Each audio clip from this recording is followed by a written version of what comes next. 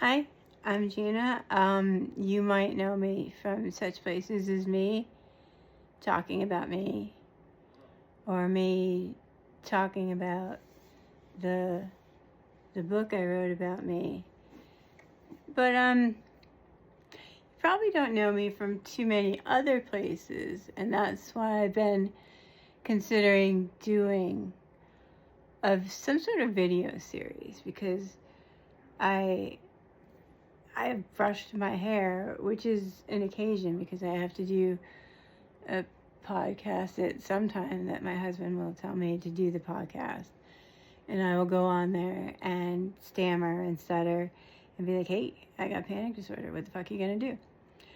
But they all want to know the dirt, which is, oh, you have this case. There's bad doctors. There's doctors that try to kill you.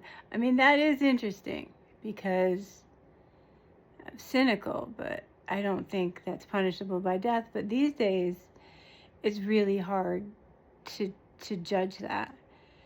And so I've been thinking about things that I want to talk about, which is why is it the end of Lung Cancer Awareness Month and not one lung cancer organization or cancer organization felt my story was worth a shit? And you have to look at it in plain facts.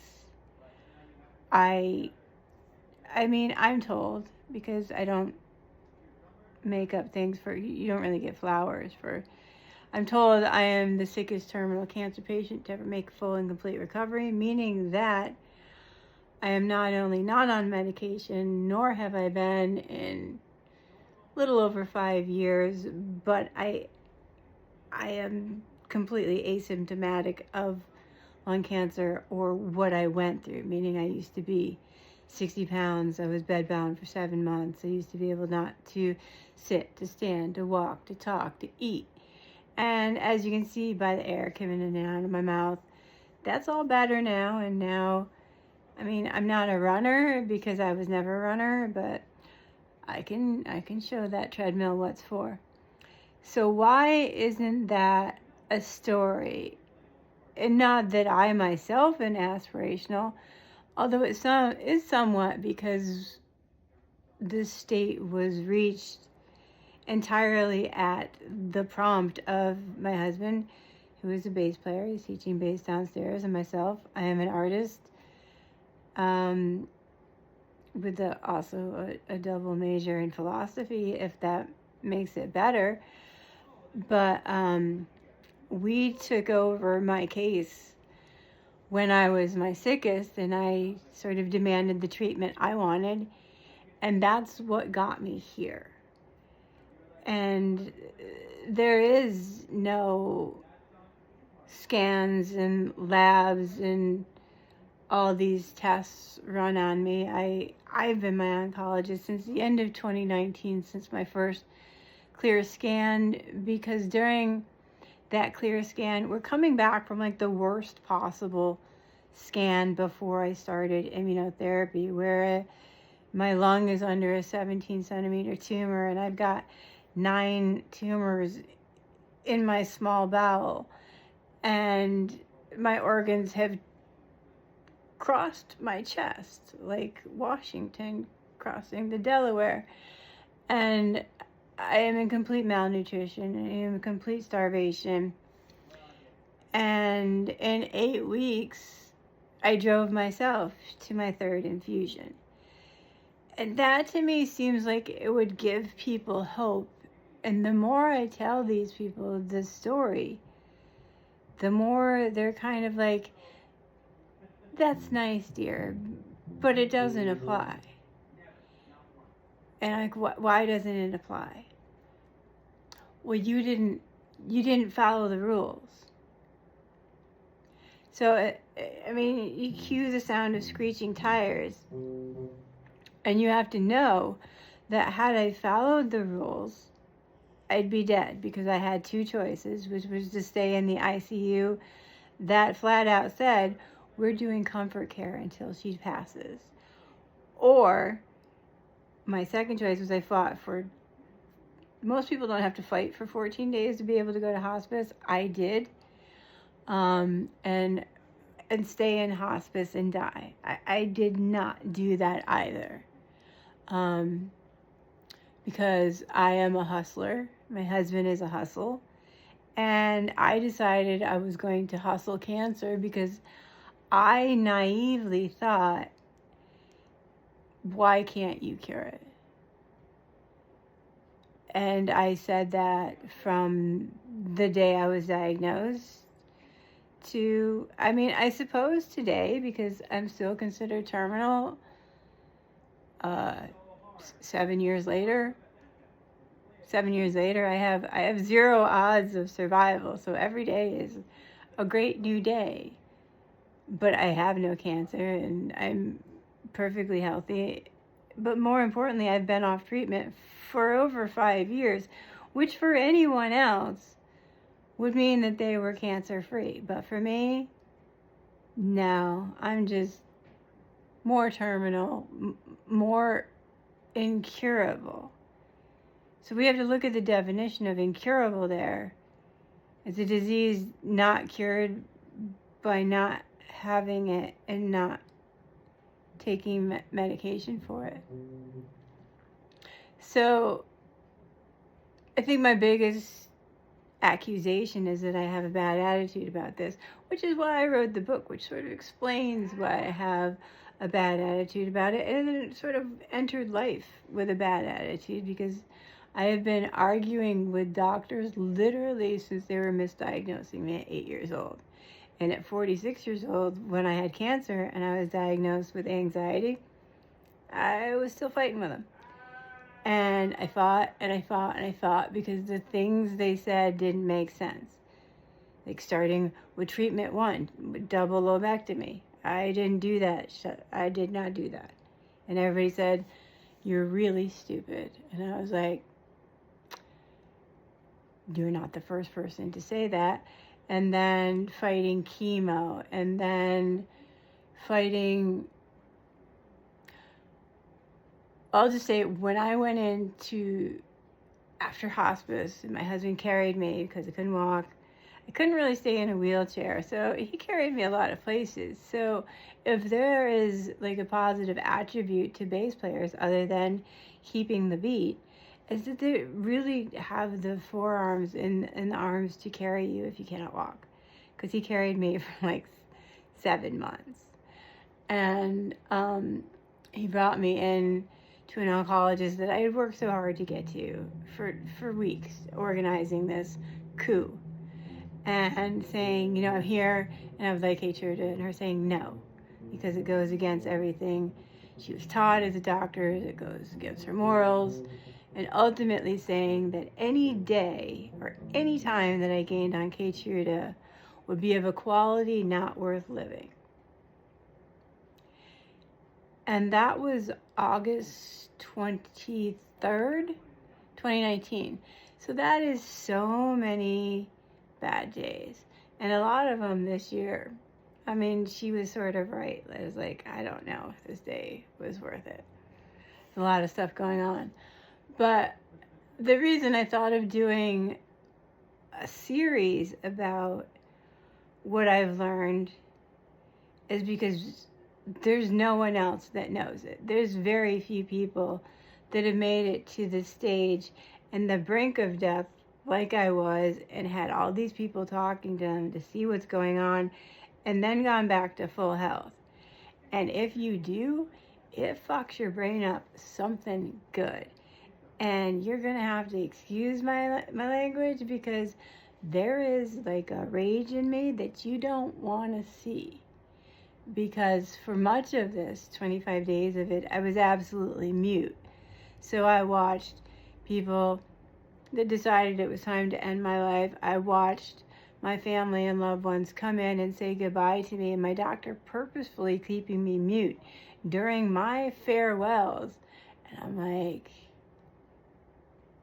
who does that? And people said that wouldn't happen. That wouldn't happen. And I'm like, but it did.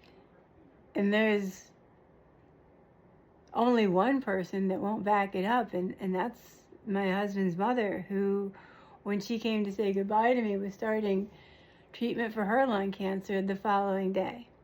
And she passed November 10th, 2020, like most stage 4 lung cancer patients are supposed to. And I say supposed to, and I mean that word. And the reason you don't see me at these cancer summits, because this is no different than any other influencer. There is cancer influencers, and they get trips and cash and prizes, and they go to this, and they're celebrated, but they're celebrated for being sick. Nobody gets celebrated for getting well. And I want to know why that is, because isn't the goal me? And I don't say that in an egotistical way, because I know not everyone is capable of getting the treatment I got, but I also know that no one is able to get it because they won't give it, because it doesn't work. It didn't work for me, and it didn't work for those last 10 years of Jimmy Carter's life that he lived cancer-free from metastatic cancer. So it obviously doesn't work. Or does it not cost enough? Or does it work too well? So how do you go through this without looking like a tin hat, just freak, saying, oh, they're out to get us? And there is some very fine nuance in there. There is some standard of care. There is some textbook teaching, but above all, there is insurance. Like, if one were to ask, what could possibly be gained by keeping me terminal? Because I am, every time I enter a medical building, I am a terminal cancer patient. Why? Because I'm told so much that last year, when I was celebrating my 5-year anniversary for my first clear scan, a doctor felt the need to go into all those congratulations and you go to say, don't get ahead of yourself. And I've given him a lot of shit about that, because I'm not someone that takes that. Because the reasoning is that somewhere inside of me might be invisible, undetectable cancer cells that are sleeping in organ tissue or somewhere that might awake someday and turn into a cancer. Just like you have. But that keeps me terminal, incurable. 5 years, not a drop of medication for cancer, some Advil, but headaches. You get headaches, not from having cancer, but because the world's a shit show. So with nothing going on, I have been fighting for 6 years to say, hey, stop calling me terminal. Because what it does is it makes it so that my insurance doesn't have to cover anything preventive, because I'm going to die. And when am I going to die? In 3 days. I have had 3 days to live since August 9th, 2019. Because they can't, I'm told they can't fix that. Or you can't go back. There is no eraser in medicine. Which seems like bullshit, and much of what my husband and I have learned in the past 7 years is bullshit. And that's a lot of what my next book will be about, was how we learned to hustle cancer and save my life. Because had we played by those rules that I'm so punished for not following, I would be dead. I would be celebrated, but so much less enjoying it, dead. And so it's a very curious thing. So is my addiction to collecting Smoko potatoes. Don't judge. I've had no mental health care since I was sick, so you do what you do to get by. But there is a lot I would like to talk to people about, especially with the insurance fuckery going on, and how to sort of get around that, and what to look for in your cancer care to know it's not quite right. Like, I've been an advocate for 6 years, and everything I do is I look at what cancer people have and what treatments they have, and then I go, what? And it's all, I mean, I have to go at it very hard hitting, because if I take the time to let this sink in when I'm talking to you, I'm just gonna sit here and sob, because it hurts like hell. And there's no doubt about it. I went through more pain. Not physical pain, because physical pain was one thing. I went through mental anguish for no reason other than, at times, the enjoyment of my staff, and other times doctors thinking they were doing the right thing. So, I mean, you can question my attitude, but if someone you loved were in the hospital, they were in the ICU, and they're lying there, and I entered the ICU at 85 pounds. Not great, but I spent my life at 98 pounds, so thin. I left the ICU at 60 pounds, but my file says I left at 98 pounds, my normal weight, because every day I was in the ICU, they say I gained a pound-ish, which was weird because I was only fed 4 times.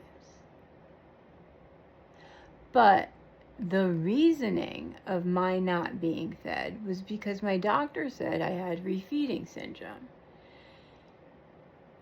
Now, most people with Google and my dog can look up, how do you cure refeeding syndrome?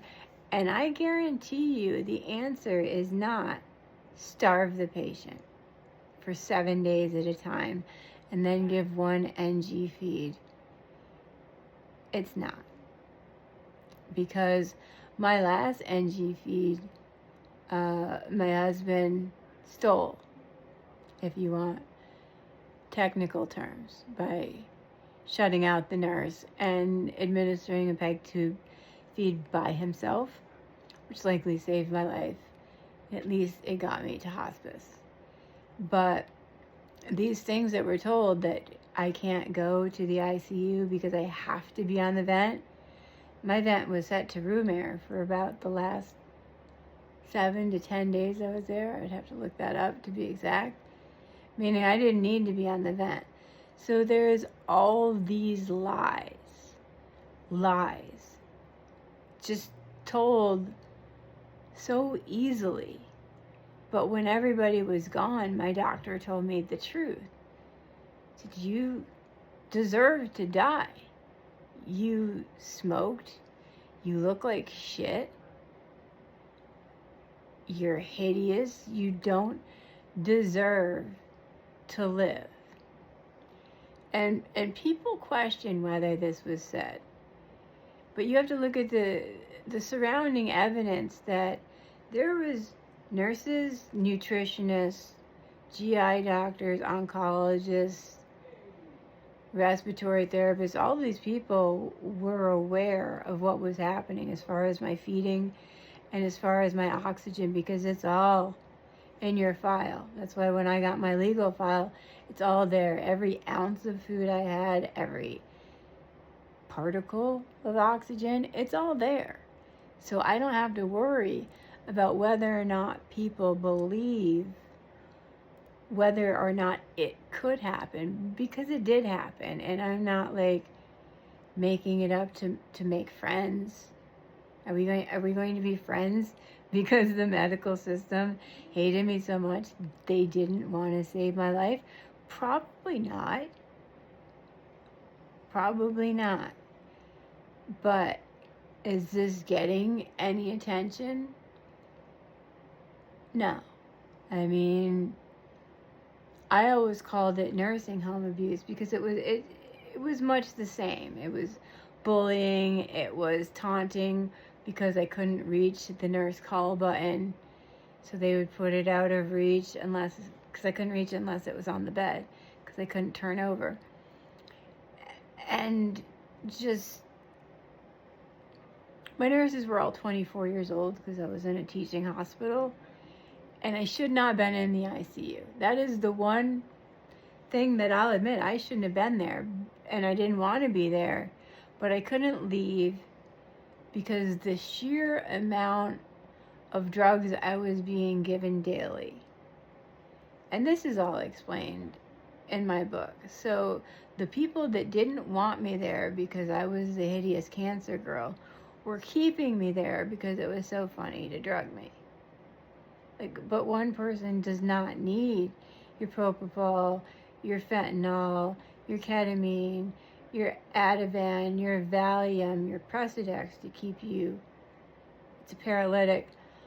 Burr said that was breakfast, lunch, and dinner, and it went on from there with just regular things.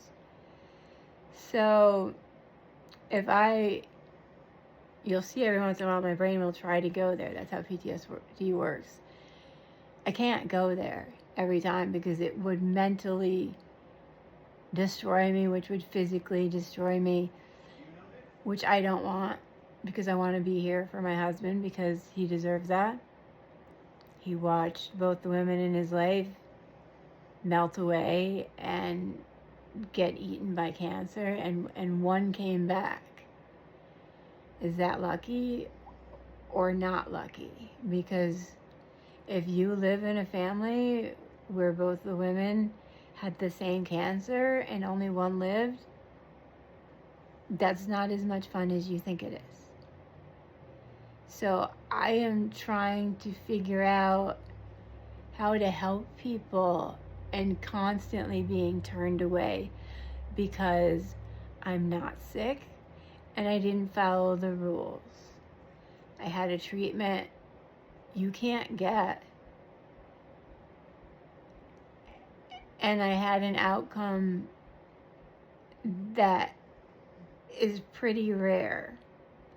But is it rare because you can't get the treatment? There is a lot I would like to talk to you about with people that are interested in talking about it. And I get it. A lot of people don't want to talk about cancer. Perfectly understandable. Until it affects you or someone in your life, then that's all you want to talk to me about, because every inbox I have is full of people asking me to help them, and if I can, I do. And sometimes that's just listening. I'm not someone that gives out exact medical advice. That's mostly the grifters that are trying to tell you if you alkalize your body, which would kill you, if you take this, it will cure you. I simply say, show me the scans. 7 years, nobody showed me the scans. And if you read the book, show it again, because I got to get paid.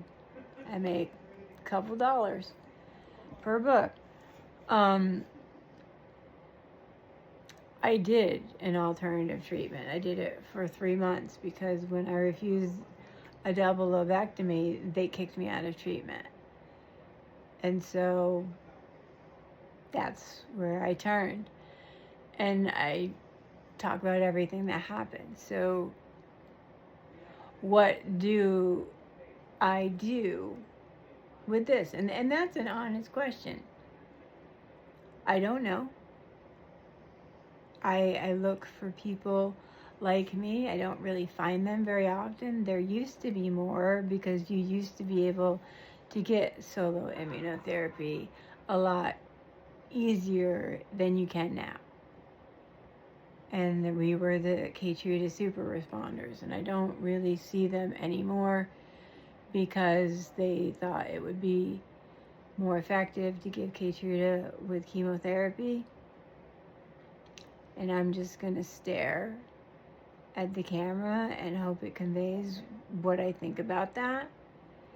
And also say that there is very strict policies under which everyone that works in oncology has to adhere to. The oncologists, the lab people, everybody that has to do with cancer has to be on the same page. If you are not, you are gotten rid of. There are no renegades in cancer. It's not allowed. And so I have questions as to why. I have guilt because I am healthy.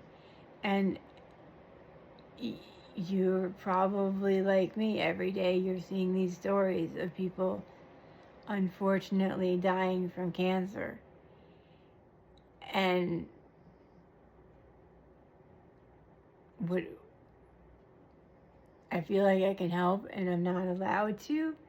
So if I'm not allowed to buy the American Cancer Association, which refuses to speak to me, the American Lung Cancer Association, which refuses to speak to me, most lung cancer associations refuse to speak to me because I didn't follow the rules, and because I'm not sick, I'm terminal.